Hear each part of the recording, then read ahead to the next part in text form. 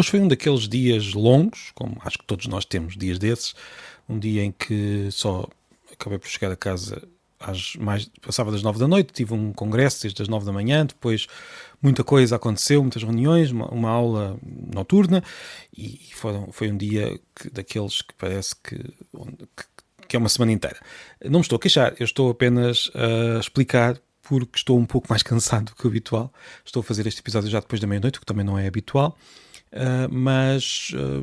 Enfim, acabei por não conseguir planear o episódio como eu queria. Como eu disse ainda num dos últimos episódios, eu de vez em quando, durante o dia, vou pensando quando tem algum intervalo, acaba por ser quase um dos meus hobbies. Vou pensando, então hoje o que é que eu vou dizer neste episódio, e hoje não tive tempo, portanto eu estou a gravar este episódio sem grande plano, ou quase plano nenhum.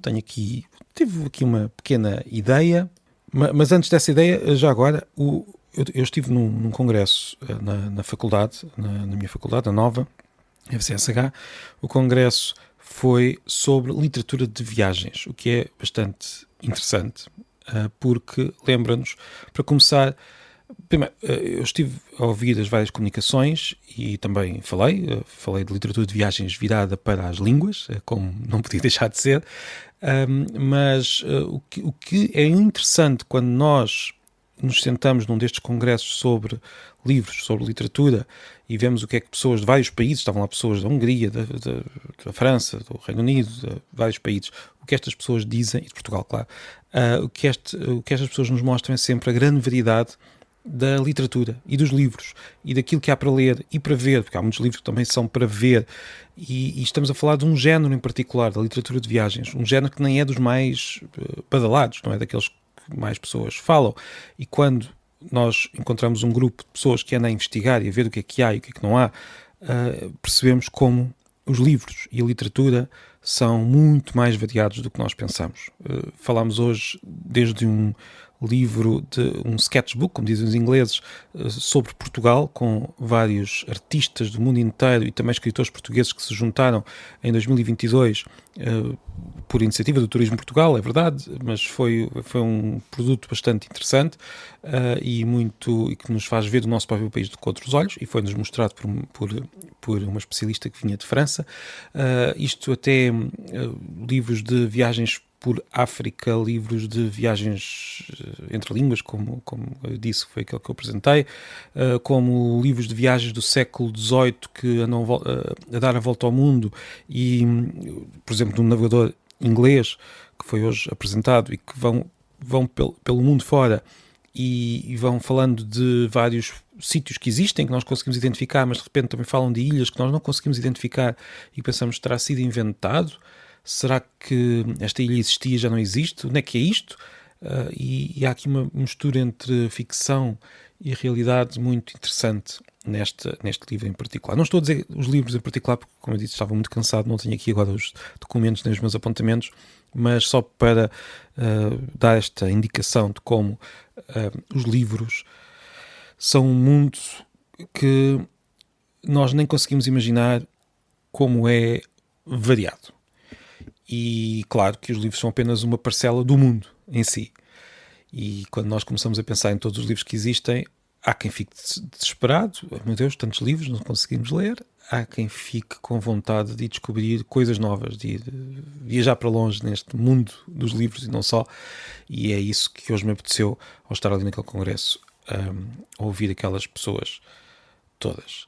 E também me apeteceu escrever sobre viagens. Isso é um problema que eu tenho, é que às vezes apetece-me escrever, lá vou escrevendo, mas não é sobre isso que eu queria falar. O outro tema que me ocupou algumas horas do dia, numa aula que tivemos a discutir algumas ferramentas de tradução, foi uma aula sobre ferramentas de tradução, estivemos a falar, claro, inevitavelmente também das ferramentas de inteligência artificial e também do ChatGPT, e lembrei-me que nós hoje temos tendência para ter algum medo destas ferramentas, algumas pessoas pelo menos, e eu percebo, mas é curioso que há aqui uma outra forma de olhar para isto, que é a seguinte: estas ferramentas de produção de texto, e não só, também, criam muitas vezes textos chatos, textos meramente úteis.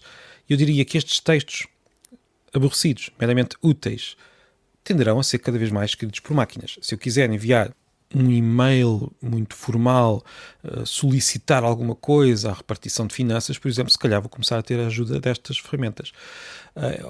Também imagino que se calhar um novo insulto que apareça por aí será, bem, tu escreves como o ChatGPT, tu escreves como uma máquina. Isso passará a ser um insulto.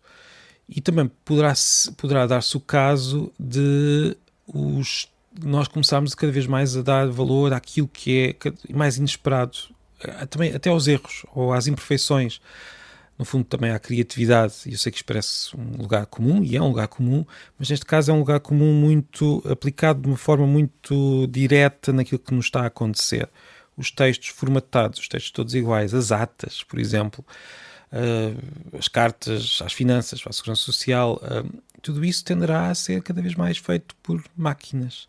E nós vamos ficar com os textos mais criativos, que também são mais exigentes e mais difíceis. E começará a ser cada vez mais valioso aquilo que é interessante e humano, aquilo que foge ao inesperado, aquilo que foge ao esperado, ou seja, aquilo que é inesperado, aquilo que às vezes é quase aleatório, e também, se calhar, simplesmente às viagens que nós fazemos fora do plano. E isto lembra-me, então, os livros de viagens que muitas vezes são interessantes precisamente quando fogem do plano. Por fim, como eu disse, isto foi um episódio um pouco solto, porque não tive tempo para planear, mas neste dia todo, lembrei-me, em particular, de um pequeno comentário de Evelyn Waugh, o escritor inglês. Uma das apresentações foi sobre ele, e ele a certa altura dizia que eu não sou nenhum viajante, traveler em inglês, eu sou um tourist. E a assistência ficou um pouco baralhada, houve perguntas sobre isto, o que é que ele queria dizer, e quem estava a fazer a apresentação explicou que ele no fundo estava a ser irónico, porque há aquela ideia muito um lugar comum.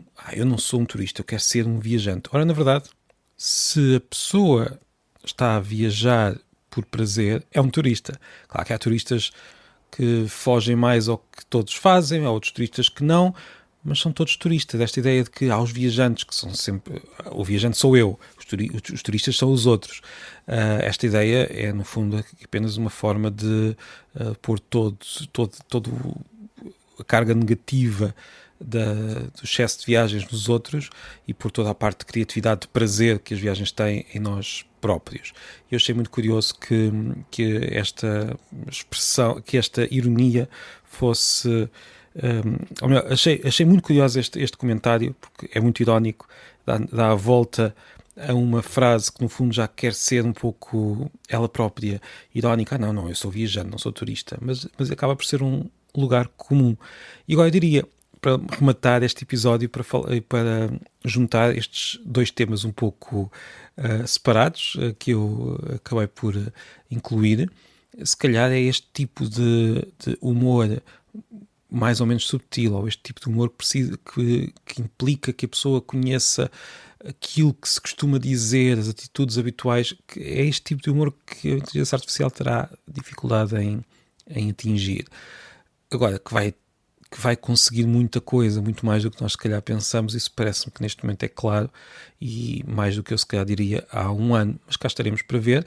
Uma coisa é certa, a inteligência artificial não cria podcasts diários sobre livros, porque não precisa, porque se calhar é uma loucura, e no fundo é este tipo de coisas que nós vamos continuando a fazer, todos nós. Não estou a falar de mim em particular, estou a falar de todos nós. Vamos tendo estes hobbies, vamos tendo estes vícios, vamos tendo estas loucuras, e é isso que também nos faz humanos, para o bem e para o mal. Acho que este meu vício não tem nada de mal, mas é só um pequeno exemplo de tudo aquilo que nos vai continuando levantar todos os dias para estarmos com os outros, para falar, para conversar e para ler também e para encontrar novos livros. Não sei se fiz muito sentido, isto hoje foi um episódio ao fim de um dia de muito bom cansaço. Desejo a todos um bom fim de semana e vão comentando e partilhando, e até breve.